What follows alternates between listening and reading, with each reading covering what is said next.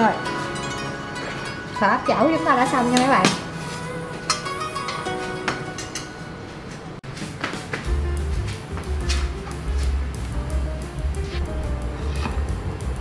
Cái phần áp chảo, phở áp chảo của mình á, thì chúng ta sẽ cho dầu vô trong cái chảo, chúng ta tráng cho cái chảo nó nóng ha. Sau đó cái phần bánh phở chúng ta gỡ cái sợi nó ra nha. Tại vì cái này là 300g bánh phở nè. Thường á thì một phần này á thì đủ một người lớn ăn.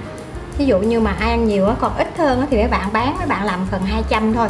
Làm lớn có 300 là ăn sẽ hơi bị dư á. Có nghĩa là mình làm 200 thì người ta ăn còn thòn thèm. Cái mình làm cho cái chảo thật nóng. Sau bắt đầu mình mới rải bánh phở ra nè. Mấy bạn nhìn vậy chứ một lát nó xẹp xuống còn có một chút xíu rồi nha mấy bạn. Khi mình cho vô mình lấy cái tay mình rải cho nó mỏng ra. Mấy bạn biết sao, tại vì một lát nữa khi chiên cái bánh phở rồi á nó sẽ xẹp xuống. Và mấy bạn nha, cố gắng áp chảo cho cái mặt bên kia nó sẽ vàng và nó đẹp và nó sẽ ngon. Rồi mấy bạn xé sợi nhớ là phải gỡ cái sợi phở nè cho nó bung ra nè. Rồi mấy bạn để như vậy, cứ để lớp bếp như vậy, mấy bạn áp chảo cho cái mặt bánh phở mình nó vàng thì thôi.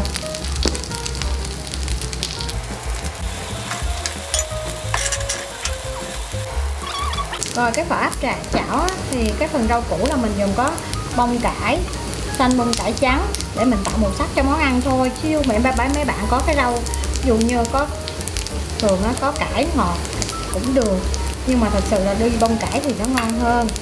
Rồi chúng ta sẽ phải trụng bông cải, cà rốt với nấm để biết, mấy bạn biết sao không, cho nó một chút xíu cho nó chín sơ đi thì chúng ta xào á nó sẽ không có bị cứng quá, khi mình ăn nó sẽ bị mất ngon đó các bạn biết không. Thành ra mình trụng ra đó nha. Mình trụng như thế này á thì mấy bạn cứ nhớ hỏi, mấy bạn hỏi mình trụng sao biết. Khi mình thả vô thì nước nó sẽ đang sôi, mình thả vô nước nó sẽ không sôi. Thì bây giờ sau khi mình thả vô nước nó sôi lại mấy bạn thấy không, mấy bạn để trong nước khi bắt đầu sôi lại như vậy khoảng 1 phút thôi mấy bạn vớt ra được rồi. Rồi khi vớt ra rồi á thì mấy bạn muốn giữ màu sắc cho nó đẹp á thì mấy bạn nhớ là tráng qua nước lạnh, nước vòi của mình bình thường cũng được. Còn mấy bạn là thường mấy bạn bắt thêm nước đá gì á thì nó tùy, nhưng mà nước đá thì nó hơi phiền. Đặt trường hợp tôi muốn ăn có chút xíu mà phải đi lấy nước đá rồi chuẩn bị nó rắc rối quá, thành ra mấy bạn cứ tráng qua cho mình cái nha. Rồi mình canh đủ 1 phút là bắt đầu mình vớt ra nè.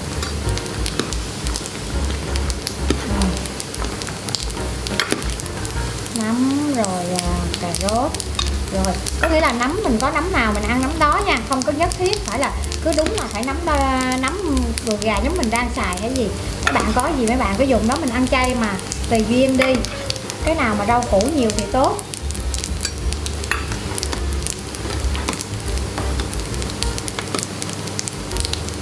Rồi mà chúng ta tắt bếp đi ha.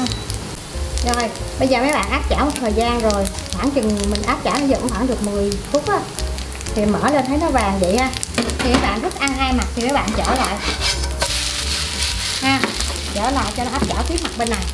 Còn các bạn thích ăn một mặt giòn thì các bạn làm một mặt thôi. Mình thì mình thích ăn 2 mặt giòn hơn, thành ra mình trở qua. Khi trở qua thì các bạn ấn nhẹ cái này xuống để cho cái mặt thiết diện của nó tiếp xúc với cái chảo nhiều hơn, thì cái độ giòn của nó sẽ nhiều hơn ha.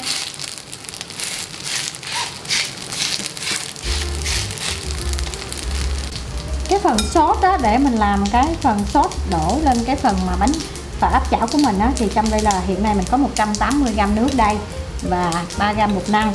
Rồi 3g bột năng đó thì mình sẽ có 10g tương ớt, mình cho vô đây luôn ha. Rồi 10g tương ớt.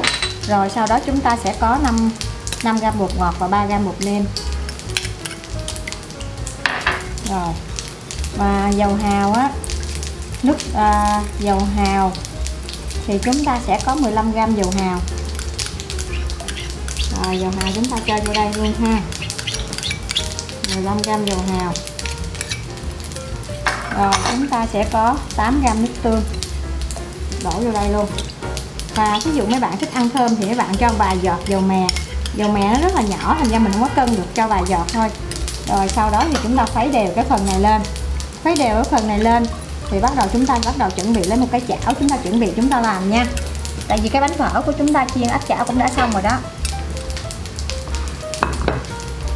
Rồi cái phần mà bây giờ chúng ta kiểm tra coi cái phần mặt bên kia, cái phần bánh phở của chúng ta đã giòn chưa. Bạn thấy vậy là quá ngon đúng không? Rồi bây giờ vậy thì chúng ta để lên cái dĩa, chúng ta muốn cho nó đẹp chúng ta sẽ xếp nó lại. Xếp nó lại vậy nè, nhìn nó đỡ, nhìn nó hấp dẫn hơn ha. Chúng ta bắt đầu để lên dĩa thì bếp chúng ta cũng tắt luôn. Rồi chúng ta để lên cái dĩa của chúng ta đây. Rồi để một phân lửa một bên vậy thôi. Một hơi chúng ta sẽ đổ cái sốt rau củ chúng ta lên đây nha các bạn. Rồi bây giờ mình nói nè, có những gia đình á, họ ăn chay thì họ sẽ không có ăn tỏi. Có những người gia đình ăn chay ăn tỏi hành bình thường. Thì cái này nếu như mấy bạn không dùng hành tỏi á, thì mấy bạn cho hành bao rô băm ra ha các bạn. Rồi chúng ta cho miếng tỏi vô đây, xào cho tỏi thơm luôn.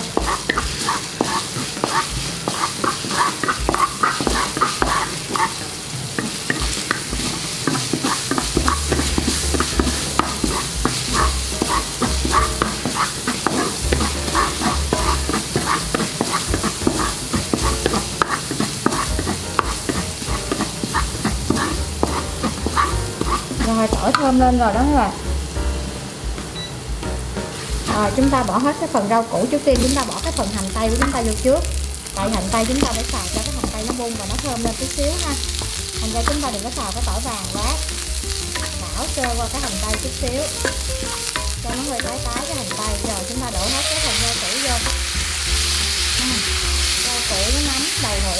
Có nghĩa là mình ăn chay mà mình có gì mình dùng nấy. Rồi sau khi tất cả mọi thứ đào ở trong cái này nè, cái phần này cho nó thơm, cái mùi tỏi áo bám vào trong cái phần rau củ của mình cho nó thơm rồi.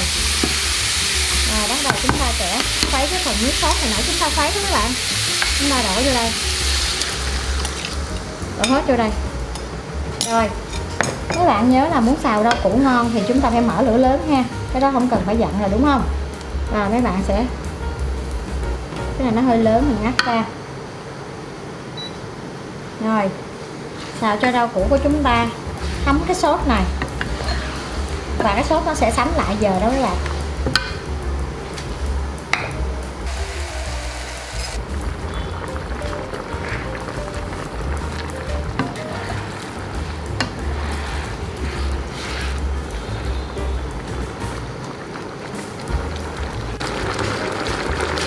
Rồi hiện nay cái hỗn hợp của chúng ta bắt đầu mấy bạn cho nó sánh lại một chút xíu hơn nữa để cho rau của chúng ta thấm gia vị vào nha mấy bạn.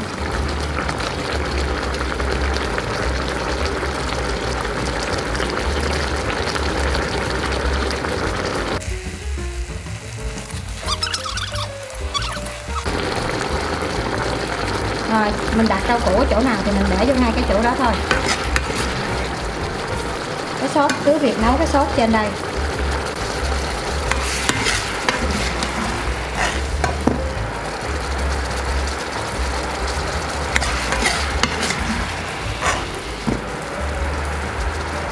Rồi xong rồi, sau khi các bạn múc hết rồi, các bạn để lên đây thì các bạn cho cái sốt nó hơi sánh lại chút xíu, nó sánh sệt lại. Món này ăn phải có sốt nha, thành ra chứ không phải là ăn cái bánh phở khô nha các bạn. Rồi mình đã sánh lại thì mình còn ở khúc này đó, nó sánh nó sệt vậy nè, các bạn thấy nó sệt không? Rồi chúng ta múc lên, chúng ta dưới lên cái rau củ của chúng ta. Rồi. Các bạn nhìn nè, cái sốt chảy xuống nè, rất là sệt ha.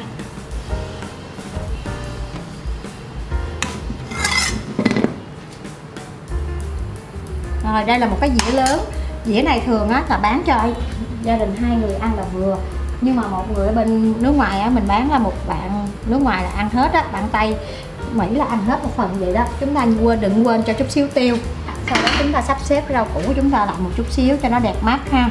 Rồi chúng ta không quên là món này của chúng ta là phải ăn có thêm một chút xíu rau tươi, ví dụ như quế hoặc là ngò gai, chúng ta cứ cho thêm vào một tí, nó sẽ tăng thêm mùi thơm của cái món.